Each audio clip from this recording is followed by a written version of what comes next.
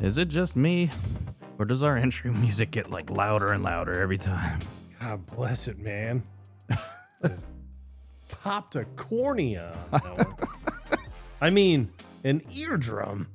I mean, semantics. All right, well, this is going to be our summer kickoff episode, and I think this is an appropriate title for such a feat. Yes. Today we are talking about the classic film. Yes, they are all classics, folks. Fool's Gold. That's a stretch. Yeah.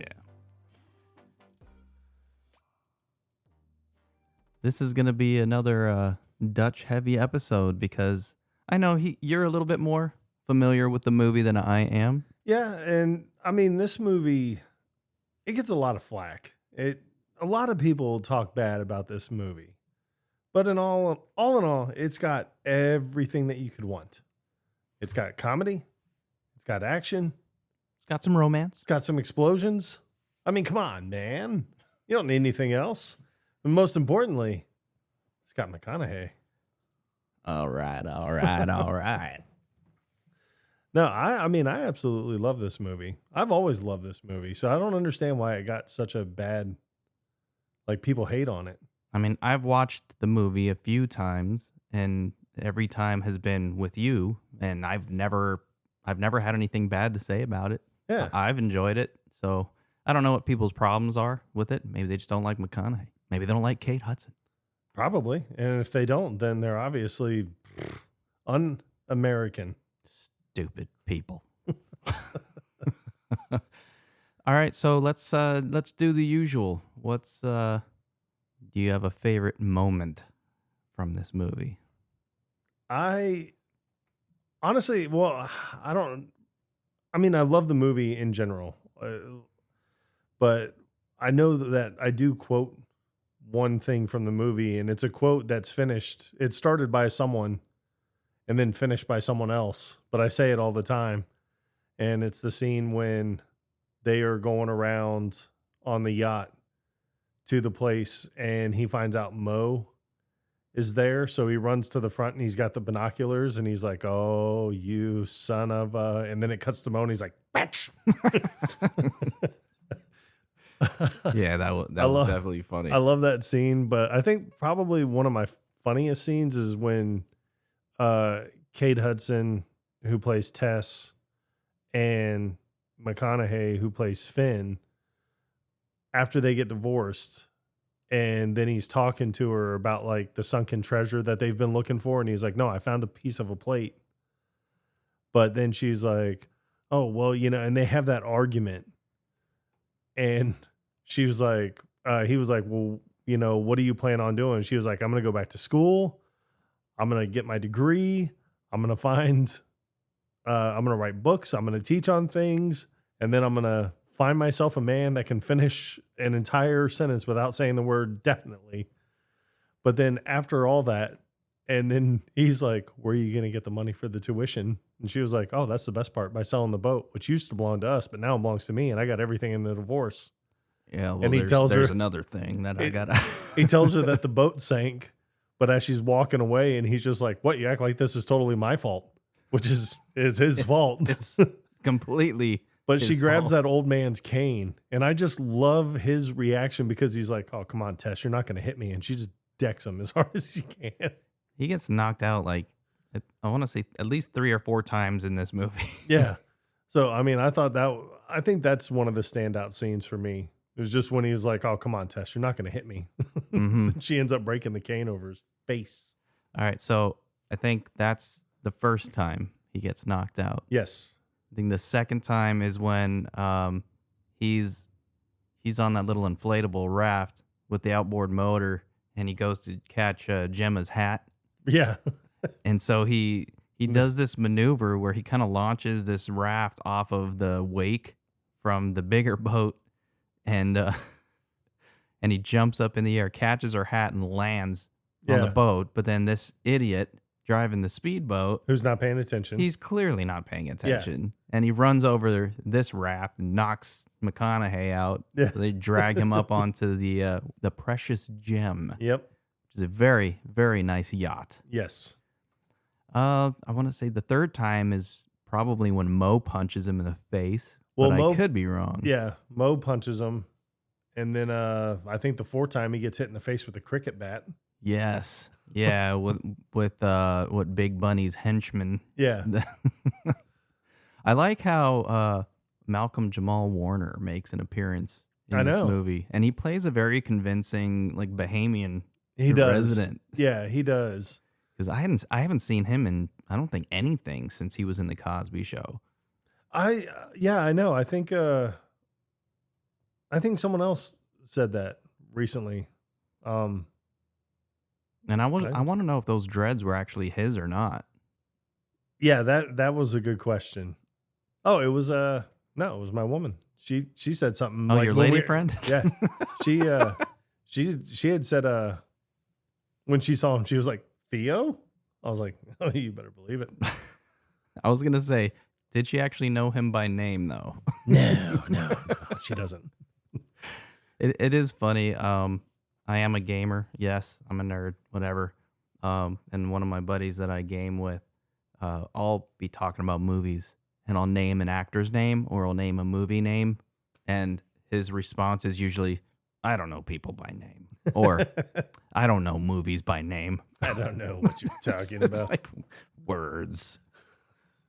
So I was watching Gone with the Wind the other day. I don't know movies by name. That's the Christmas flick, right?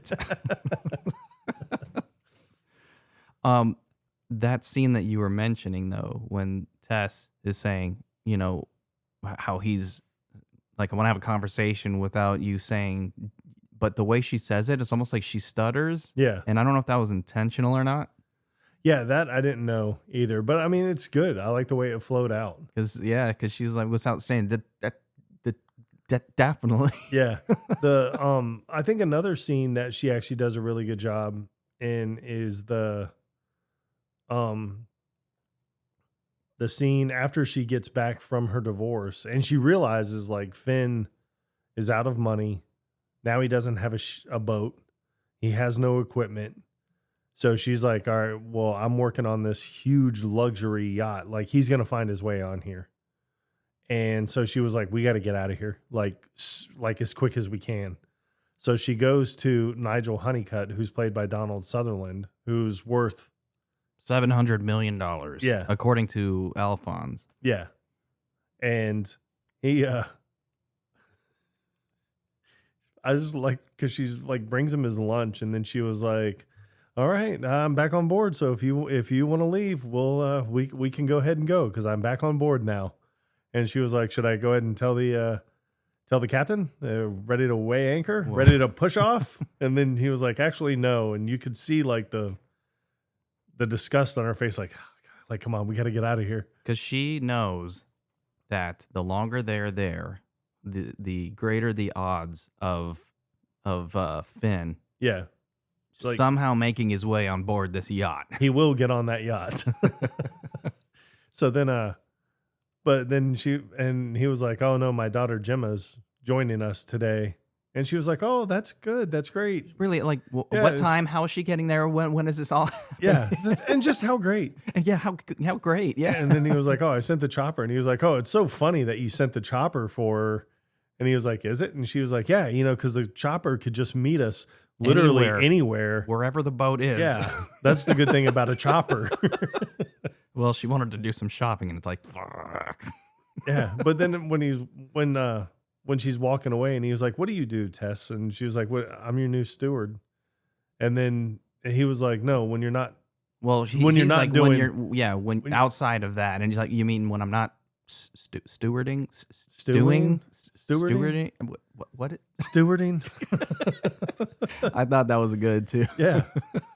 And then, so like little scenes like that. But then when we were talking a few minutes ago about the cricket bat, I like it when when Finn wakes up and they're in that warehouse or whatever.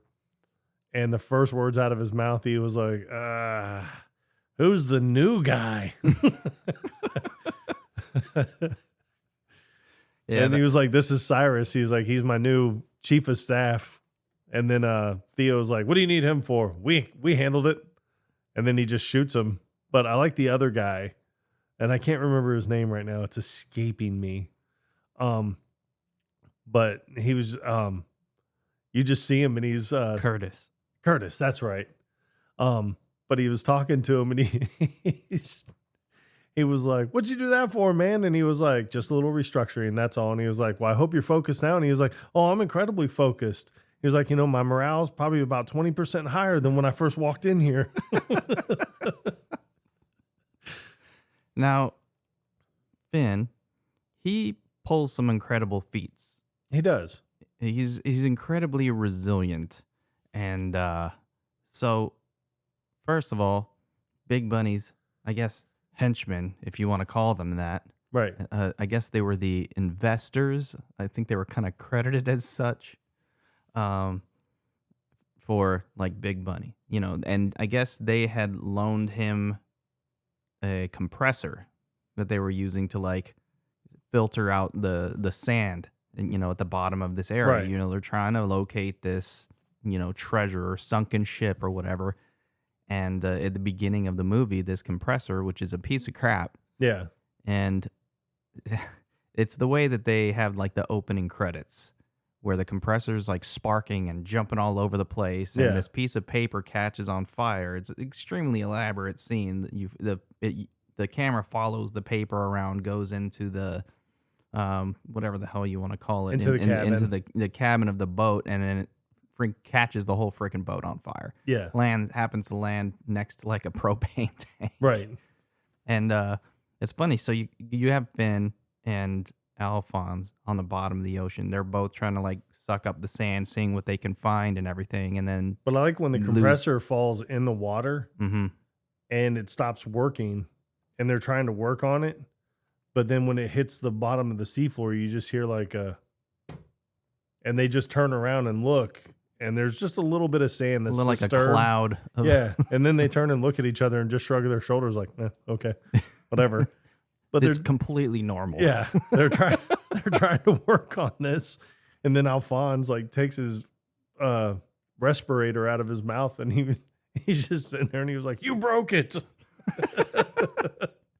I do. There's a couple moments where they take the respirator out of their mouth just so you can either they can say something where at least the other person can like read their lips, or they can just react to the situation. Yeah. Because there's the scene later on where Finn and Tess are in that cave, the whale's spout, whatever the hell you want to call it. When he sees all this treasure that had been hiding in this cave for, centuries or whatever, and he takes the respirator out of his mouth just to like smile. Yeah, I know. But it was pretty effective in this case. But the freaking boat sinks, and it's funny because the two quote unquote investors are just sitting on these beach chairs having a beer as they're watching all this unfold. It's like the boat catches on fire, eventually sinks, and even when the boat sinks, it lands and knocks up this huge, sand cloud, whatever you want to call it. And Finn, something comes flying at Finn, and he grabs it, but they go up to the surface, and Alphonse, like, as soon as they surface, he was like, "What the hell was that?" And he was like, "Oh, I think I found it." And he was like, I'm referring to the huge underwater explosion." But then and I don't remember who says, "Where's the boat?"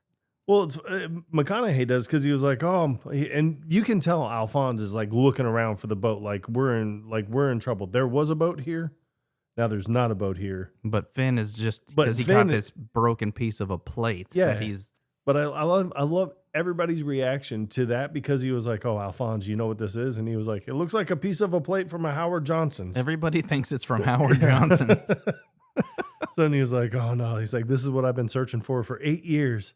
8 years. And he was like, "Oh yeah." He's like, "Man, this is going to prove and then that's when he's looking around and he's like, "All right, where's the boat?" And then he was like, "I don't know." And then McConaughey or Finn's like, "What? Someone just take it?" And then that's when Alphonse puts his mask back on and looks under the water, and he's like, "I found it." He was like, "What? Where is it?" And he was like, "You'll figure it out eventually. Yeah, it'll come to you."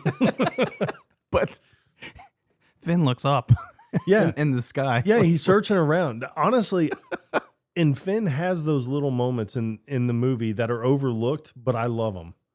I love them. I mean, it probably took me the third time watching the movie to realize like he's looking around at sea level. Like, okay, where's the boat? And then all of a sudden just glances up really quick. Like the boat just flew away. You just got carried off by a flock of seagulls or something. It's not really the huge underwater explosion that you just experienced. That could be the boat sinking, but no. I think it's more probable that it caught flight. I forgot about that explosion. Weird. It's this damn Howard Johnson plate. But then I like, because he sits there and he's like, oh no, like he does figure it out. And he's like, oh no. And then Alphonse is like, I'm not entirely surprised.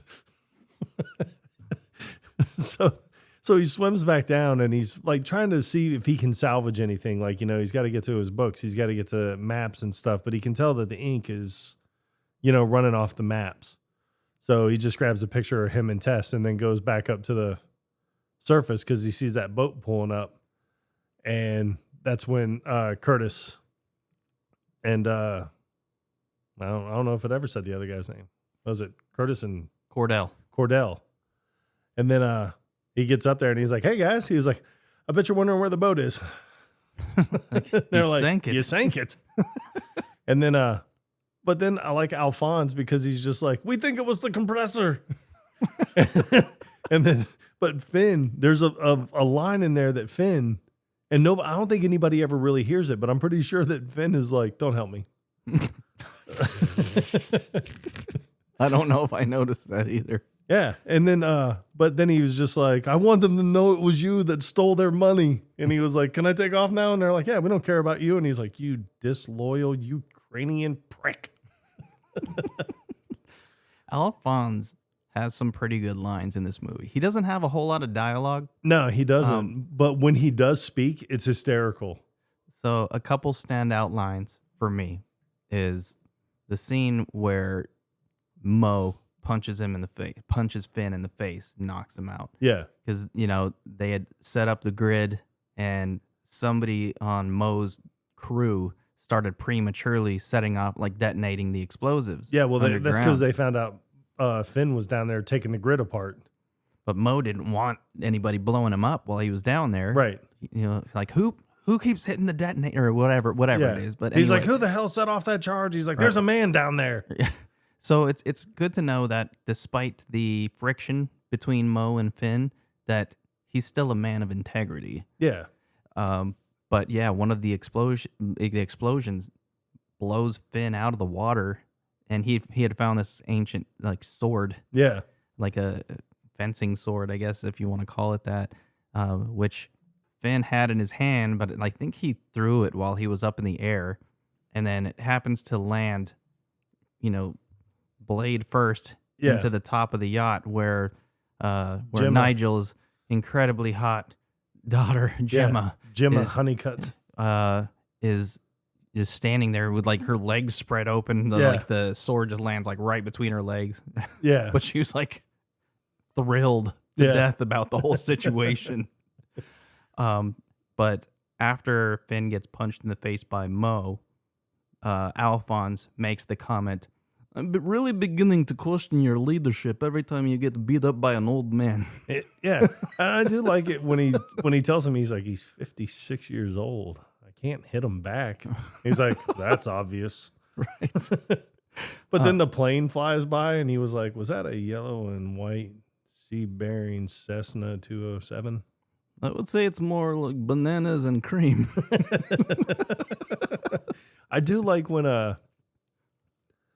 Moe, or after they set up the grid and Finn's down there taking the grid apart, and Tess sees Finn and she was like, oh my God. And she's like, delay. And then that's when Alphonse is like, excuse me, Moe. And he was like, well, if it isn't the Ukrainian sidekick? And he was like, I don't like to think of myself that way. I am the main character in my own story. But then after, I think they had dinner that night, and then, Nigel's telling everyone, he was like, well, if anyone wants to ruin the night for the rest of us, there's cigars in the lounge. We also have port and champagne if you're interested. He was like, and also cupcakes. And then Alphonse is like, are there any prostitutes? And he's like, sorry, no. And he was like, maybe we could call some. He's not going to let this go, is he? But then Gemma's like, oh, are you serious? And then Finn's like, oh, pay him no mind, Gemma. He's a provocateur. And then she was like, okay, but we're in America right now. This isn't France. Now, I think Gemma's probably one of my favorite characters in the entire movie because I mispronounce things all the time. And I don't know if I do it on purpose or if I just do it because I don't remember. Like there is one time when my older son, who is about to be 18 here in a few months. Oh, God. I know. But when he was like 2 or 1 or something, we had to take him to the doctor because he had some type of Like a rash? yeah, well, his skin was just like red, but it had like bumps on it and everything. And it was nothing that we needed to worry about. But I think it was, I think the doctor said rosacea. Yeah. Or something. And I'm the one that took him to the doctor. One, that was my ex-wife's first mistake, was sending me to the doctor. Because I'm like, okay. And the doctor told us what it was. And I'm like, okay, you know, and we're leaving. And she called and she was like, so what did the doctor say? And I'm like, I was like, he said there's really nothing to worry about. And she was like, did he say what it was? And I'm like, yeah, I'm pretty sure. I think he said it was Rosetta Stone. And, and I mean, and a lot of people could be like, and she was like, I don't think that's right. And a lot of people would be like, you know what? You're probably right. I doubled down. And when my mother called, may she rest, and she asked about it, I was like, the doctor said it was Rosetta Stone. Like I doubled down and I doubled down hard. You committed to that. Yes. And I mean, but it's like, I do that quite a bit. I mean, I will mispronounce something. So a lot of times, I mean... And we're going to do a whole episode about that. Yeah, and then, I mean, but watching this, the way she says things, like when he was like, oh, a provocateur, and then she was like, well, this is America. We're not in France. Like, I can respect that line. And it's funny because Gemma makes it very apparent right up front that she's not exactly the sharpest tool in the shed. Yeah, and but it's funny because she does figure out things here and there. Yeah, and that it make her seem like she's actually really intelligent. And I do appreciate things like that, where it's like you have someone who's not very bright, but they're confident in the things that they think they know. Yes. And I love that, the confidence in that. I like when they're telling the story at the very beginning on this treasure that they are searching for, and they know for a fact is off Topsail Cay. I enjoy this part because I do enjoy movies about treasure hunting. Yes. Because it's history. You know, you're learning about history. And when Finn and Tess are telling this story about, you know, how this treasure all came to be and everything, it's actually a very interesting story listening to them tell it. And, it's a phenomenal story. And they do a good job of, you know, making it seem like they're really, really into this. Yeah. You know, so kudos to Matthew and Kate. Yeah. You know, for selling this story. But I like Gemma because when they were like, well, what happened to Sebastian? And they're like, oh, he got taken off the Dutch ship and died a week later of consumption. And she was like, oh, he drank too much. That's exactly what I thought. I would have thought the same I'm like, thing or something. Man, like he's an alcoholic? Damn. Like, Or- that sucks. I was thinking either that or consumption, like he got ate by sharks or Yeah. something. But then he was like, and then Nigel's like, no, consumption as in tuberculosis, not to be confused with drinking too much as in consuming. She's like, God, I'm so stupid. And I like that Finn actually kind of backed her up on that because he was like, huh, which he had a bunch of little noises in the movie Yeah. that I mean, I loved. He was like, huh. He was like, you want to hear something stupid? He was like, I thought that it meant he died having sex, as in consummating. Yeah. And she was like, you did? And he was like, uh-huh. And then Nigel was like, really? And he was like, uh-huh. Yeah. Well, Tess even, she's like, are you like, seriously? He's like, uh-huh. So, I mean, I like that he did that kind of stuff to like kind of protect Gemma and make her feel like, you're not stupid. He did, on a number of occasions, defend her, and he never once made her feel like she was actually stupid. Yeah. Tess, on the other hand, was not apologetic at calling her out on this stuff. Yeah. So there's that other scene where when they came up and Moe's boat was there, and she was like, yeah, there's a boat here with these really big tubey things coming off the sides of it. But then when McConaughey or Finn and Tess were running by, and she was like, is that where you found the plate?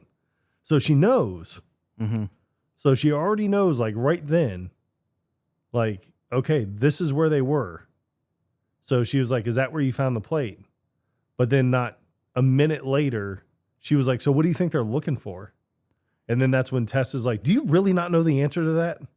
And she gets flustered, embarrassed, frustrated, whatever you want to call it. And I don't remember who said something to Tess, like seriously, like, why did you have to go there? No. What happened was, like, Gemma ran off, and then Alphonse is like, I will go comfort her. And then she was like, no, you stay right there. Yeah. And then she looks at Nigel, and right she was away. like, I'm sorry, Nigel. She was like, but she has to know that there's a better way to get attention than acting like a bimbo. And Alphonse is like, like what? That's another one of his good lines. But yeah, it's just, but then they kind of use it to their advantage. Yeah. To distract. Because they know that she's famous. Mm-hmm. She's hot. Everybody's going to know who she is. So I do like her line as well when she was like, Gemma, I need you. And she was like, what do you need? Expert advice on how to be stupid. And then she looks at the two stewards and she was like, look, do you see how dumb they are? And she turns and looks at them and she's like, yeah. Yeah. And she was like, they can't help it. You can. The end. So she was like, yeah, and I mean, now this is kind of Tess's fault because Tess should have been like, hey, look, Finn's in the water, but do not point anything out. Do not point out that he's down there. Do not say anything about him being down there. Just get the attention of the guys on the other boat. They really screwed up there. Yeah, but obviously Tess didn't do that. So then she was just like, hi. And then everyone on the other boat's like, that's Gemma Honeycutt. Oh, that's Gemma Honeycutt. And then she was like, hi. And he was like, I'm Jim. She was like, oh, hi. And did you all grow up on this boat? Yeah. The one guy's name is Happy. Like, what? You all grew up on this boat. It's so stupid. But then, I think probably one of the best lines that Gemma had in the movie is after they figure out where the ship really ended up and they start finding evidence in that area and they're going back to the yacht, which is named the Precious Gem. And then they're in the little taxi boat going up to it. And she's like, oh my God, stop the boat. I just figured it out. She has this epiphany out of nowhere. Yeah, and they think that it's something to do with the treasure. Yeah, like all of a sudden she's just going to be like, we need to be at like 38 degrees latitude and like 19.7 degrees longitude. Like and that's where the wreck is. You expect her to be an immediate genius out of nowhere. But then she was like, Precious Gem. And everyone's like, uh-huh. And she was like, do you realize how close that is to Gemma? But I like Nigel because he's like, I thought I did.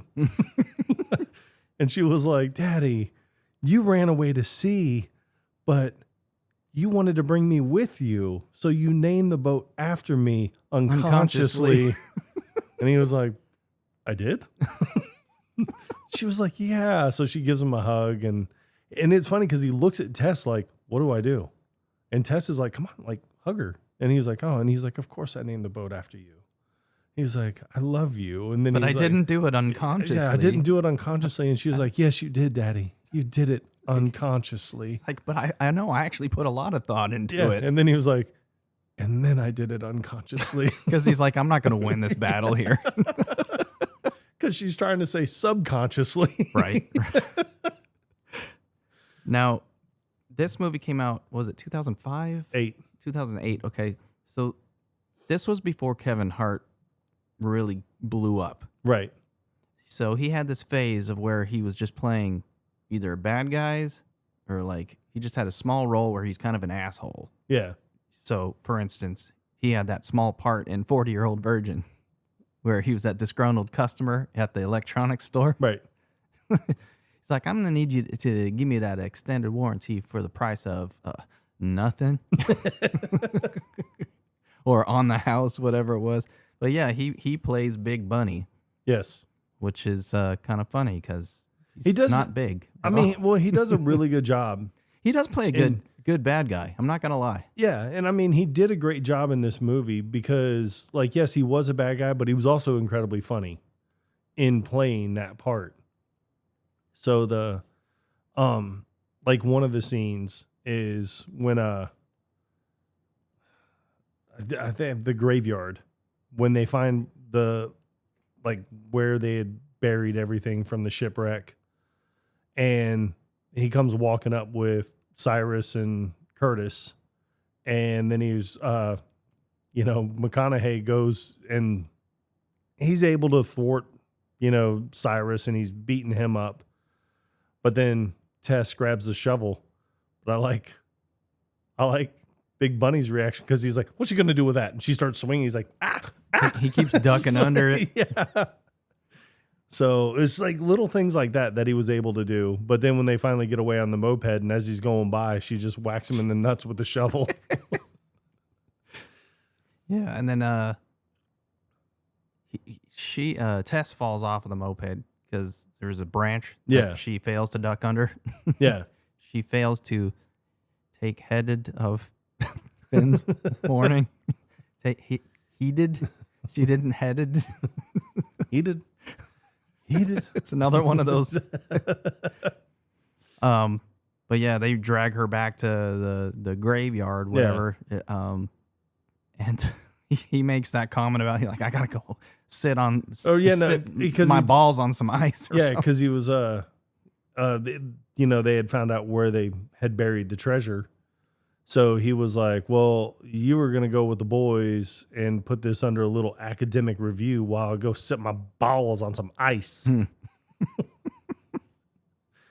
Yeah, and he has that moment where they're on the seaplane and Finn is trying to get down to Tess, and Bigg Bunny, he's shooting. Yeah.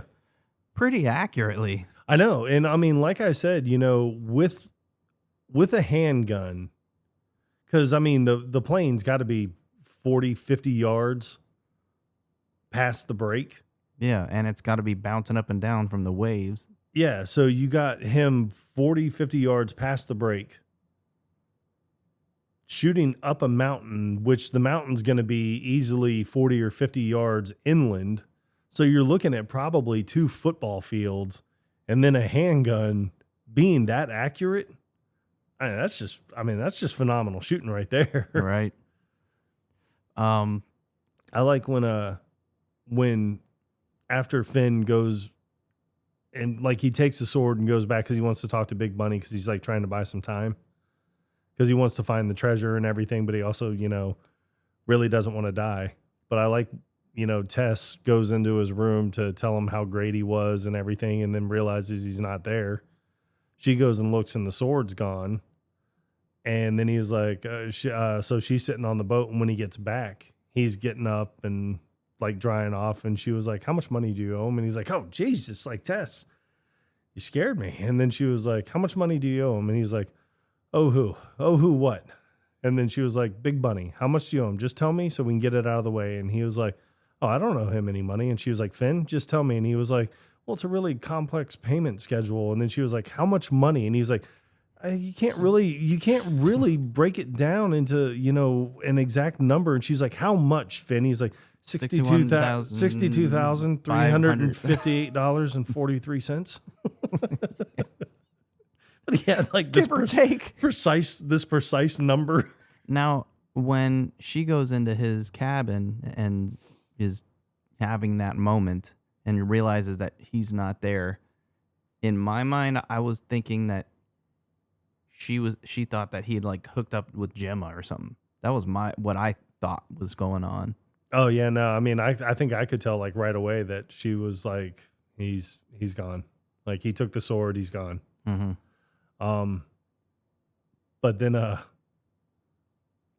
do like when he's introduced, when Bigg Bunny's character is introduced as well, because, like I said, at the end, after the boat sinks, Cordell and Curtis pick up Finn and they take him to Bigg Bunny, and they're sitting there talking, and he was like, I authorize $62,348.41 for you to fix that piece of shit up. He was like, where's my money? And he was like, it's all over.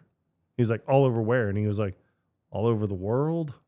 And he's like, all over the world. And he was like, well, the Caribbean mainly. He's like, hell, I was pretty much blown out of every dive supplier south of Key West. He's like, but I used your money to pay off some old debts. Now I owe you money, and you know that I'm good for it. And everybody's kind of like calculating this in their head. Like, is this... Does that make sense? Or is this guy just completely full of shit? Like, I don't know. But then he was like, can we talk about the plate? And he was like, I don't know. It looks like a plate from Howard Johnson's. Again? It's not from Howard Johnson. It's not a plate from the Howard Johnsons, man. But I like when Bigg Bunny brings the plate to Moe. Yeah. Because, he ends up hiring him and his crew. Yeah. To try to help find this treasure. But I don't know if Moe was playing dumb in this scene. No, I don't think Moe knew and or cared about this treasure. Yeah, because I don't think that this is anything that Finn and Tess would have talked about with Moe at all. Because, there was a point in time where Finn did work for Moe. And I think they made it sound like a few years that they had worked together. And that's kind of like how Finn and Tess even met, according to their story. Yeah. So, and then, so I think that's kind of how that whole thing played out. So when he shows him the plate, and he was like, as you can see, that's half the Vangor family crest right there. And he was like, well, who the hell are the Vangors? And why should I give a shit about their crest? Why should I give a shit about their crest? And then, but then I do like the scene when they do come pulling up on the yacht, and Moe sees them, and then Finn yells, he was like, the Aurelia's mine, god damn it. And then Moe's like, not if I find her first. There is the funny scene. So when Bigg Bunny's two guys, Cordell and Curtis, they basically make him walk the plank, so to speak. Yeah. Oh, when they're hooking the anchor up to his ankles? Yeah. So there's no plank in this case, but they're just going to drown him. Yeah. In the process of him trying to get away, Curtis drops his gun. Well, Finn takes it. And then, Finn grabs it before they start taking off on the boat because, Finn, he has the gun. He ends up shooting Cordell in the foot and then shoots Curtis in the ear. Yeah. So Cordell can't get up because he can't stand or anything. So he's yelling at Curtis to, take off on the boat because he knows that the anchor's going to, eventually start dragging Finn down. Yeah, it'll yank him down. So this is one of those incredible feats that Finn pulls off during this movie because he gets dragged to the bottom of the water, and it's not super deep, but it's like 30 feet, I want to say, at this point. Yeah, I could see that. So he's down at the bottom. His immediate instinct is to try to get the chains off from around his ankles, but, there's a padlock on it. Yeah. But then he thinks, oh, yeah, I dropped the gun, a little ways back. So he, kind of squints underwater, and he happens to catch the glint of the pistol. So he picks up the anchor, and he starts kind of bunny hopping with the anchor in front of him to make his way over to the pistol. Now, when we watched the movie yesterday, you had the captions on. Yes. When I put it on again last night, I did not have the captions on. And that moment right before he pulls the trigger, he says to himself, please don't shoot my foot off. Yeah, he's like, Lord, please don't let me shoot my foot off. Without the captions, you don't hear him say it. It's just bubbles. Yeah. So it's like, how do the captions know? But so he gets out of this situation, and he finds this cooler that's floating out in the ocean. Yeah, because he picked up a cooler at one point and tried to hit Cordell with it, and it fell overboard.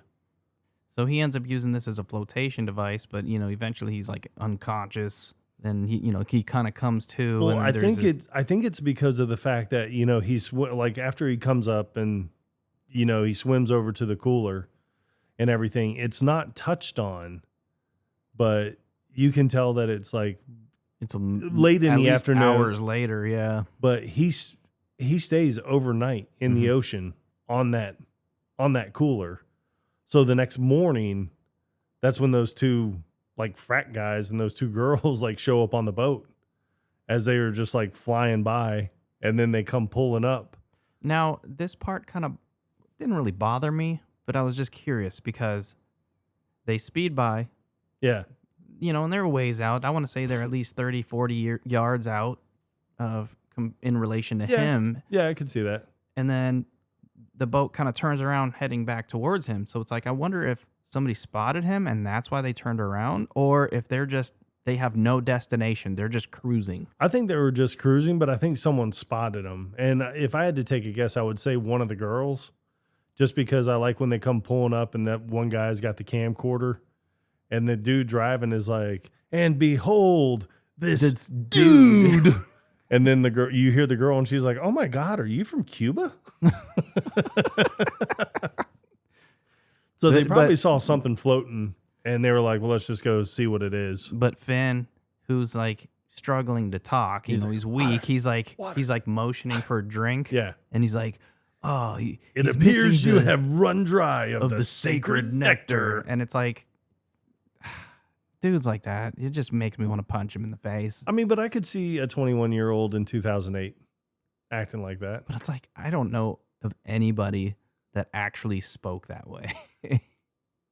I mean, me either. It's usually in movies. Yeah. Just like in our Hocus Pocus episode. Yeah. The two goons. Yeah. It's like, nobody talks like this. I know. So this kind of falls into that same kind of category, but they throw him a beer. He gets like one swig in and then he falls backwards into the water. It's like, damn it.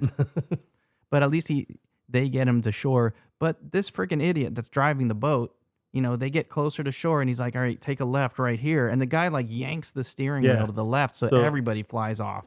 Yeah. Like moron. Do you not know how boats work? But he's rushing to get to his divorce, the courthouse or whatever. Yeah, because he's getting divorced.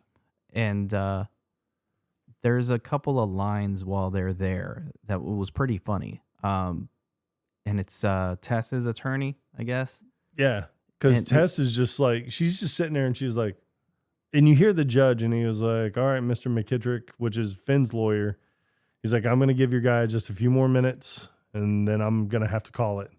Because I do like before she leaves, she goes and sees the two chefs and she was like, all right, I'm off. Wish me luck. And they're like, good luck, honey. And the one guy that's always like in the background, he's like, don't lose your nerve at the last minute. And then the front guy who's always talking to Tess is like, nerve 10-1. The guy doesn't even show up. Mm-hmm. And then she was like, what is that supposed to mean? And he was like, and she was like, what do you mean by that? And he was like, oh yeah, no, that's right. He was like, defend that inconsiderate prick and attack your friends. And then she was like, no, I mean, you don't know anything about my marriage. And he was like, well, I heard enough. And then she was like, do I comment on your love life? And he was like, you could, if I didn't happen to be the most luckiest man in the world. And then the other guy's like, get out of here. Yeah, because I think they're married, right? I think so. But then when she's talking, and then she was like, God, you just make it sound like I meant absolutely nothing to him. And he was like, all I said was the guy has a tendency to miss a lot of appointments. That's all. You're blowing this completely out of proportion here. But I like Finn's lawyers. It's like, well, maybe he had car trouble. She's like, car trouble? He's like, yeah, like car trouble. He'd have to own a car, which he can't because he has no money. He has no credit. It was like he has no thought process on how to behave like a responsible adult. Yeah. And she was like, that's why everything is in our name. But I do like it because she tells her lawyer, she's like, I'm going to kill him. She's like, you want to go to jail for the rest of your life? And she's like, well, if it gets me out of Florida. But I like when Tess's attorney calls her out. She's like, well, you were stupid because you married somebody because the sex was good. Yeah. And you expected him to be smart or whatever. And she was like, oh, but then she goes off on this tirade, which is actually kind of funny because I can kind of relate to it, is the one part when she was like, And I do like the judge is kind of caught off guard because she's just sitting there and she was like, do you have any idea how embarrassing it is to get divorced by yourself? I do. Because I was the only one. That's how my ex-wife wanted it. She wanted to do it separately. So I went to the lawyer's office first and signed off on all the divorce papers. And then later on in the day, she went in and signed off on all the divorce papers. And then I think we got an email later that night that was like, okay, everything's been filed. By tomorrow, you'll be divorced. So it is embarrassing. So after the whole, the divorce is final. Yeah. Everything's happening. But then Tess leaves. Finn basically comes running after her because he's like, oh, I got to tell her about what's happening and everything. So he chases her down and he tells her about the plate. Yeah. And because she's like, well, where is the plate? Well, it's like back there. Yeah, it's back there. And then she was like, oh, I can't believe you would dangle this in front of me. And he was like, oh, no, I'm telling the truth. You can even ask Alphonse. Well, where's Alphonse? Well, he's back there too. But he's like, since he doesn't have the physical plate, he wanted to find a way to like explain the crest that he found on the bottom of this plate. So he's like, instead of asking her, which would have been the obvious choice, he asks walkers by or whatever if they have a pen and paper, and look, nobody wants anything to do with him. And her line, your uselessness is epic. What is that supposed to mean? It's like, I've got a pen and paper right here, idiot. I mean, this movie is, hands down, it's such a great summer flick because, like I said, it has everything. I mean, it shows beautiful water, it shows beaches, you have explosions. It's supposed to take place down in like past the Keys. But if memory serves correctly, I think that it was filmed, a good majority of it was filmed in Australia. Really? I believe so, which is kind of funny because like if you look at some of the islands, like they're got big mountains and stuff on them. And you're not going to find anything like that near Florida. No, so definitely not. but yeah, they're not expecting people to look that deep into it. Yeah. They just want you to enjoy the movie. I think they did do some filming in the Bahamas, but I really want to say that a good majority of it was done in Australia. There are, and I know we're getting close to time, but there are a couple of quotes. I did look it up on IMDb just to see like what memorable quotes, if we didn't touch on them. So the scene where right after the boat sink and Finn and Alphonse are in the water still talking to the investors. And Finn has that line, hey, boats sink. No one knows why.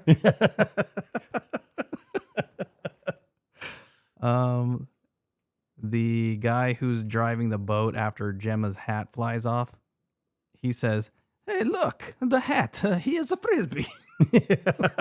I don't know why I did that in Mario's voice, but that's because that's how that guy talked. Okay, so I wasn't wrong. Yeah. All right. Moe says, come on, I'm getting old. Let's find some gold.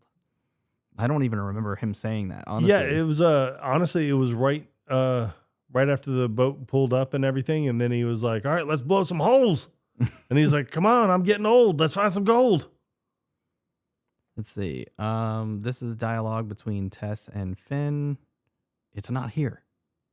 Finn says, I refuse to believe that. Tess says, well, just because you refuse to believe something doesn't make it true or false or whatever the hell I'm saying. Finn says, something wrong, Tess? She says, something wrong? Why would anything be wrong? We just had sex in a church and we're not even married. And now we're going to dig up a grave? What is that? Like a triple sin? I'm surprised we haven't been struck by lightning. Let's see. Moe has that line right after Finn jumps onto the seaplane to save Tess. Is now that's a man that loves his wife. Yeah.